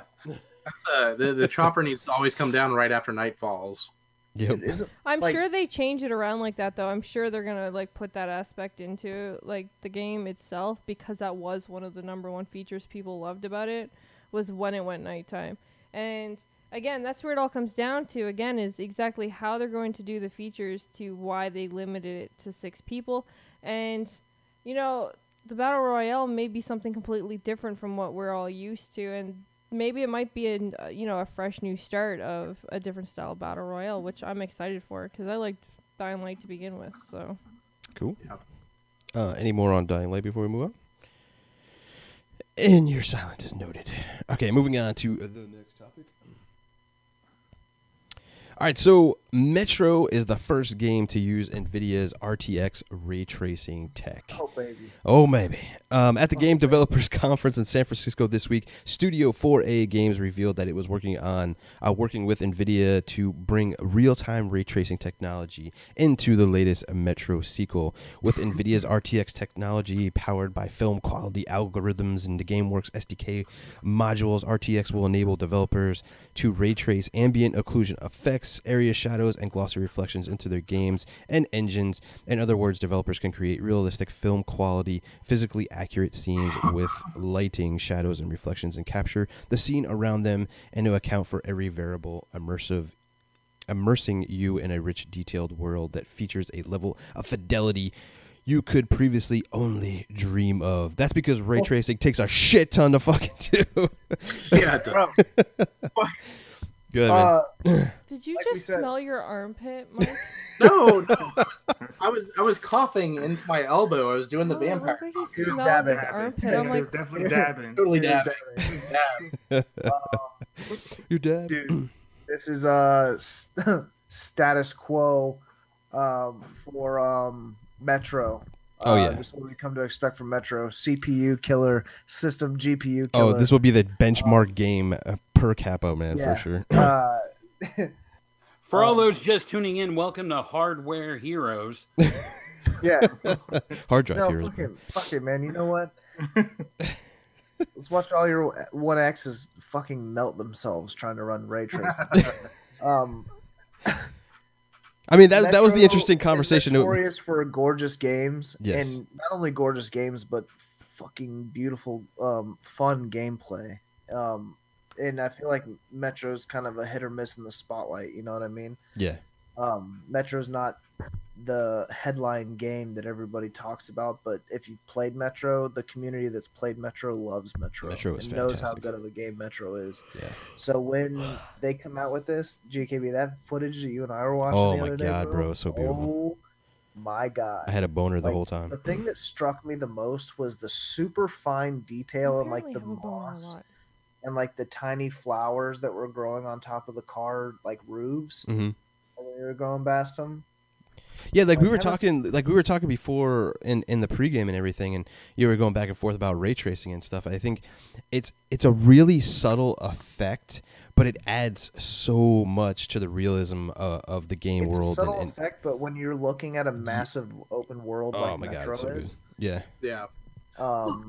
it gets to the point where it's overwhelming. So you have a million like little tiny details that you get to see as like a whole congruent piece, and you're just sit there and you're just like, God damn. Well, Yeah. I think Good, Mike. what ray tracing is going to do is it's going to be the next big rendering technique that is going to be that wow moment that everyone's looking for when it comes to how their games look. The way that ray tracing operates, I mean, it really speaks to me because my background is in lighting design, and ray tracing is all about lighting. Mhm. So it's really taking lighting into more of a real world physics realm in rendering than what's being used right now. So ray tracing can do some truly amazing things that we've never seen done before in video games. But my biggest question is, what is it that we're going to sacrifice in order for the current hardware that we have right now to use ray tracing techniques? I don't think this is going to be on console, man. No, I mean, I doubt that the ray tracing effects that they're going to be talking about are going to happen to the baseline consoles. Not at all. Maybe not even the Pro or the X. Yeah, I have a hard time like on the Pro or the X even still, man, because like if you're looking at it from a developer and they're optimizing for the game and if they're pushing a certain thing and a certain look and they're gonna like, well, should we do ray tracing, but it taxes and uses this many cycles, but if we don't, we can add this much into the game. They're definitely gonna go, let's add more to the game and fuck ray tracing. Like that's just gonna be what it is. Where on the PC is a different platform where if you have the money and you want to throw into these GPUs and CPUs and push as much as you possibly can, then go for it. But on the console, I just don't see it happening. I think maybe eventually it'll get there, but right now, no. Now, I hope that I'm wrong. I hope that maybe there's some miracle happening in the software that is going to allow the current hardware to use these new techniques, that maybe they've found a way to not need as large of a hardware overhead. But, either way, Metro Exodus is looking really amazing. It's going to look great on console. It's going to look great on PC. I mean, if you have $2,000 to drop into your PC, then it's going to look really freaking amazing for sure. Ray tracing. Right. But at the same time, I don't feel like this is full ray tracing from what we've seen over the years. I think probably that right. Be a portion of it. Yeah. Yeah, I think it's, kind of a little bit of a fake, but also using some cool algorithms to do the best it can, because even like full on ray tracing, like when they do it for movies and stuff, man, that shit is taxing. It's going to be the equivalent of like a checkerboarding or something. There's no, like, because GKB and I were having this conversation. We were talking last week about when we first saw this whole like ray tracing sampling and they were using in the Metro, like just like fly through. There's no, the computing power that they use to like use true like ray tracing and like cinematics and like when they're doing these like full on Hollywood level like productions, they're using massive like GPU farms, like literally to render all server these things farms to render like these videos. Yeah, and I can't imagine, one, rendering it on the consumer level, and two, rendering it on a fast paced Twitch level like 60 frames per second. Yeah, 60 FPS on an FPS when you have like monsters and whatever else have you in the middle of a high intense like gaming situation. I can't imagine them rendering full true ray tracing. So that's a perfect point you made, Mike, is that it might not be true ray tracing, but it's the next step. I mean, if you look at like NVIDIA's like GameWorks as a whole, because this is adding to the GameWorks, it's also going to be implemented in DirectX 12's API. But like when you turn that stuff on in the game, like you immediately see your frame rates like just plummet. Yeah. And that's just and then adding ray tracing on top of that, it's just, I don't foresee this being on consoles. Can we take a second? Can we just take a second though to just admire and acknowledge that Metro, not only do they come out with awesome like content for their games, but they also pushing the boundaries of tech. Yeah, always pushing the boundaries of tech. Like Metro is the equivalent. They're not happy, dude, until they like melt GPUs and fucking anything. It's the crisis. It's the crisis benchmark like syndrome. You know what I mean? Like Metro is a well-known, notorious like GPU killer. It's always used for benchmarking. And they're doing it again now. And don't lie to me, that trailer that everybody saw for Metro Exodus it got everybody wet. Like absolutely. I'm so excited for this game. Absolutely. Yo, what's up, Who? Appreciate you rocking out, dude, and appreciate the love for the set, dude. Thank you. Anybody else on the ray tracing thing? I know she was kind of falling asleep about the hardware stuff. She's like, I don't really care about that stuff. It's like, but they had werewolves. Nice. I thought it was a werebear. Polar bears. Polar bears. It's a werebear. Thank you, Mike. Werebear? Let's get into some sort of weird mutated bear. Who knows? Let's go ahead to the next topic, guys. So 343 announced today that, hey, we need some help on some VR stuff, which is kind of interesting. I don't really I don't really say this is like new news because back in August of 2017, Microsoft announced that they would be partnering with 343 and doing some VR, AR kind of stuff already. Yeah. But people kind of jumped on the whole job posting today. I'll read it out to you guys. Today there was a job posting at 343 Industries is looking for a creative director to join us in delivering an all-new VR experience in the Halo universe. Halo is known for its epic sci-fi worlds, its transmedia storytelling, its heroic gameplay. VR brings a potential for a new level of immersion in our universe. It's interesting so close to E3 that they're doing this stuff. But we already know that they use Oculus, so... Yeah, but my thing is like, is Xbox gonna deliver some kind of VR support at E3? It's possible. Like again, like you mentioned, they already showed us the AR not too long. But that's my point. Is where like they actually showed the Halo thing, where they walked into the ship and actually saw Cortana standing on the thing and stuff like that.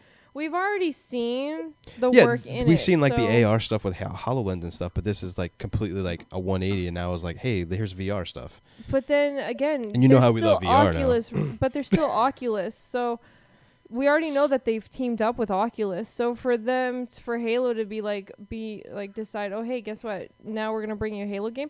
That's not a far stretch for them to come out and announce, because we already know VR has actually put a good foot in the door now, where it actually has some stands. So for them to turn around and actually team up with Oculus farther than what they already have and create. So you think this is only for party, PC stuff? It's possible, because again, Xbox still focuses a lot on their PC. Like, there's still Windows 10. So who's to say that like the Oculus isn't, and this Halo game is not for their Windows 10 people, not necessarily for the Xbox itself. I can get on board with that. It could even be, a Halo spinoff. It doesn't necessarily mean that Halo 6 is going to be in VR or AR. Look at the Spartan Assault games that we got a few years ago. We've got we have Halo Wars, which is not has nothing to do with the actual Halo series and stuff like that.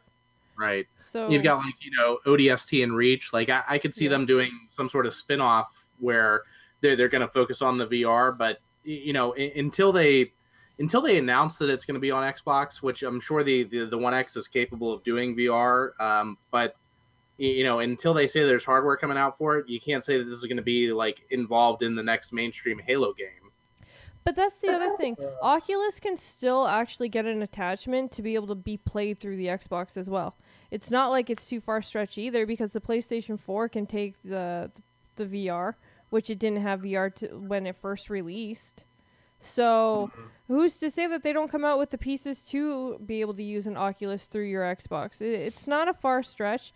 And again, to like, who knows, maybe the Halo game is going to be where you actually get to be one of the soldiers and you get to go through their training thing. That would actually be pretty kind of cool, where you get to go through their training. But either way, it's still not a far stretch. Like, Microsoft is still not making their own. I still don't believe that Microsoft is going to come out and be like, we have the next big Xbox VR. No, I don't see that, because they have Oculus. So why bother creating your own when you can have other people make it for you? I just want a VR experience with Dr. Halsey. That's all I want. Whoa. I bet you do. I just want a VR experience that's affordable. Let me see that fake arm, bro. That's true, Mike. Well, PlayStation was for $199. That was actually a really good deal. That was a crazy good deal. Yeah, I mean, you have to wait for a sale to get that kind of a deal, though. They need Microsoft Xbox needs to they need to bring in VR towards the Xbox platform. Even though it's still niche, it's still more of a novelty than anything right now, at least in my opinion. It's still something that people talk about, and I think it would help for them to either bring in their own version or to just get some more support on the Xbox for VR. And they have like Doom, they have Resident Evil 7, they have top games that already have VR support. I think it would be smart for Microsoft to get on the VR train, at least for right now. Yeah. Getting people used to like putting on headsets and all that kind of stuff. Yeah, exactly. To feed into their HoloLens later on when that becomes a consumer product. Teaser, just the tip kind of action. I'm not talking about full blown. Yeah, full on, yeah. And again, Oculus is their perfect step, because we already know, like I said, We have already stated. I guess and it's expensive seen, though. It is, but what if they did one that was more of affordable Well, version? they do have the $199, but it's like more of a mobile platform. Yeah, but it wouldn't take much for them to do something with the HoloLens to turn it into like how the PlayStation VR one is, and then have the adapter for the Xbox or something like that. It wouldn't take much for them to actually do that. It is because they already have all of, they already have all the features there. They already have all the hardware, the equipment there to create the headset. So who's to say that they don't come out with one that is created for the Xbox, but it's still a HoloLens named, it's still based on the company for HoloLens? If that makes any sense? Like, it's still able to be done. And it wouldn't take them much to do it. Singer said Microsoft would catch such a raft of crap if they actually did that. Would they? Well, yeah, because they said that they were staying away from... They were like, are no, we it's moving too away early. from They're staying away the, from it. But they did wait a year. Like, they waited a year and a half for, were you gonna VR say, to Bruno? kind of step out.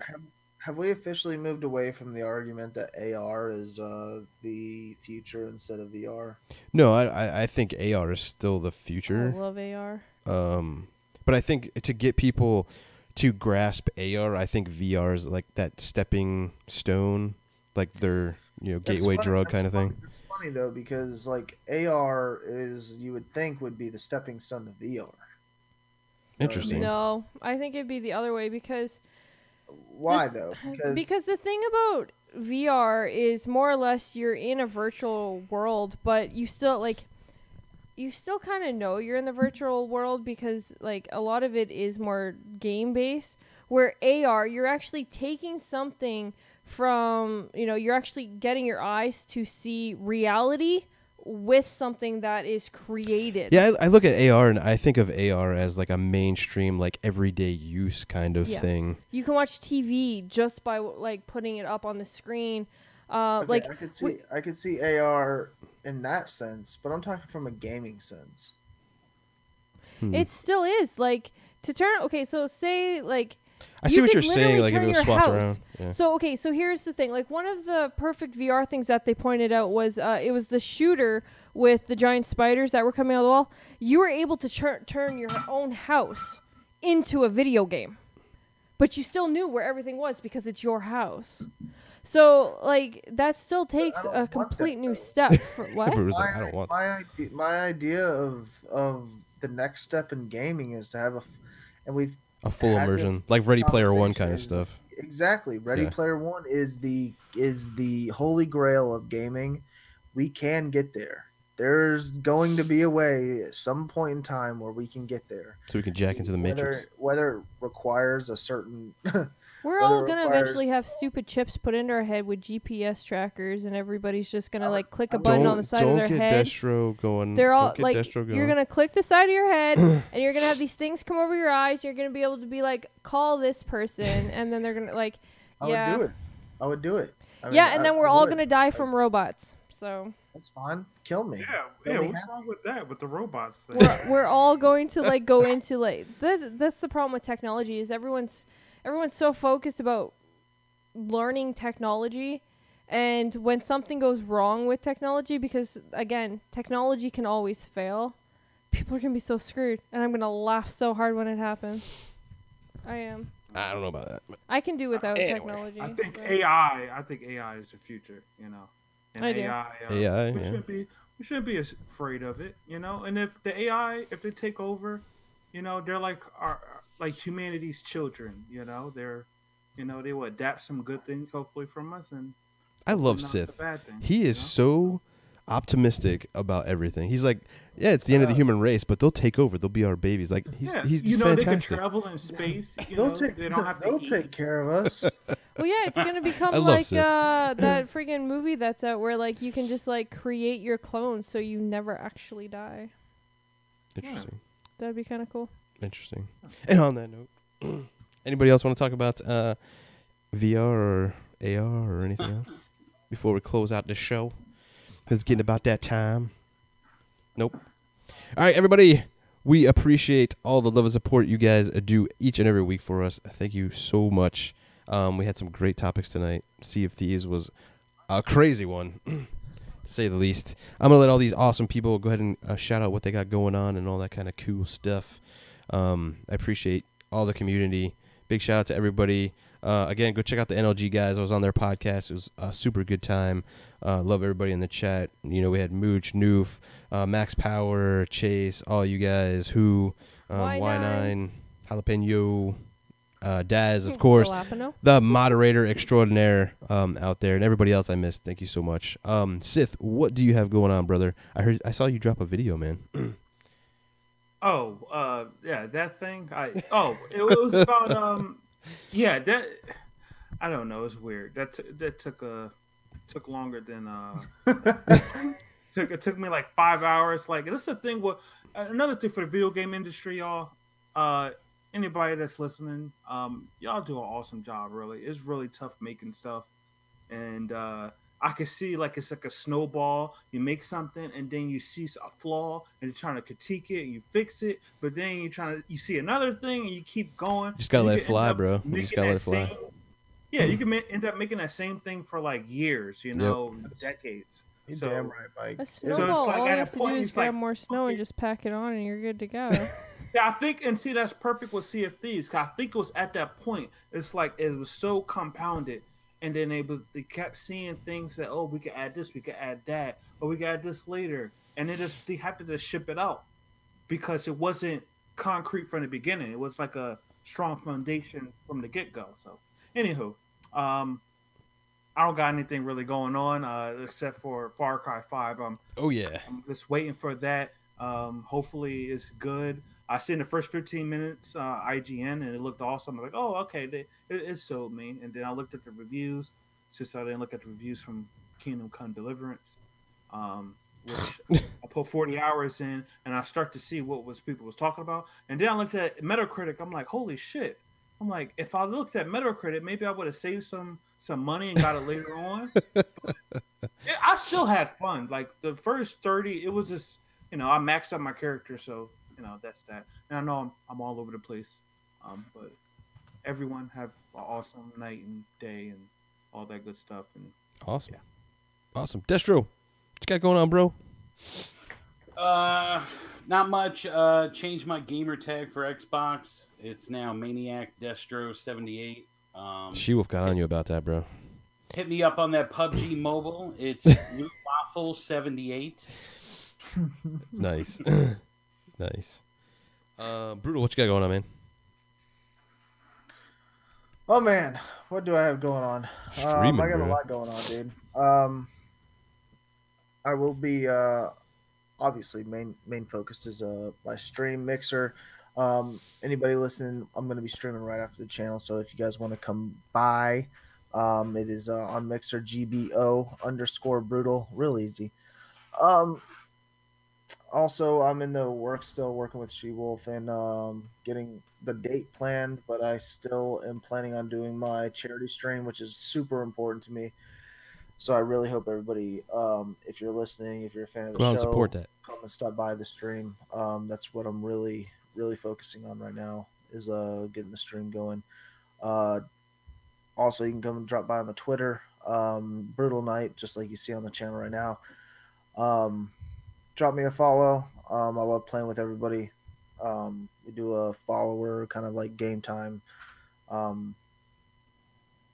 just like kind of how She-Wolf does. So if you guys want to drop by the channel, drop me a follow. That'd be awesome. And great show today, everybody. I really, really enjoyed everything we talked about. And I thought we had some really good conversations. Best podcast all week, not just on Mondays. Heck yeah, bro. Heads up, I'm sorry to interrupt everybody out there listening. Just know this, if you are watching Brutal on Mixer, rumor is for $200 he will play in his underwear the whole time. Dude, doing it. Totally. Dude, I play in my underwear. You can only see like top down. I'm in my underwear every night. Nice. Magic Mike, what you got going on, dude?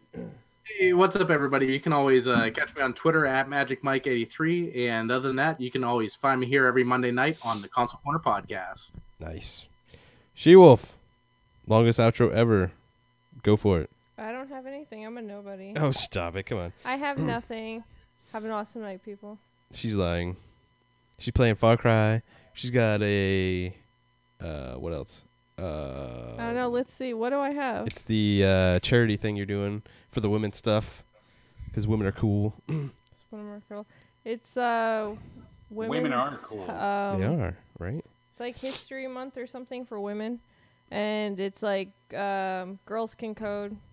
I got a stream. It's actually Streamlabs, and it's sponsored by Razer. It's gonna be on Wednesday, so tune in. Should be good. Other than that, I have what? Wednesday. I think that's gonna be Wednesday. I asked them to change it because I can't play Far Cry. Yeah. On it because it has to be a PG You're playing game. Far Cry tomorrow. I'm pretty sure that's not a PG game. But yeah, I got Dash tomorrow. Sweet. Other than that, I don't really have a whole lot going on. Nice. You have Dash tomorrow? Yep. I do. In the morning. Sweet. And I am the governor. You can follow me at its_thegov on Twitter. You can follow us here as well on the channel. Make sure you follow all these awesome people. They're super cool. They tweet a lot and they do all kinds of cool stuff out there in social media land. We love you guys. Thank you so much. This has been the Council Corner, the best freaking podcast around. Thank you so much. We'll see you next time. Peace. Later. Peace. Hey.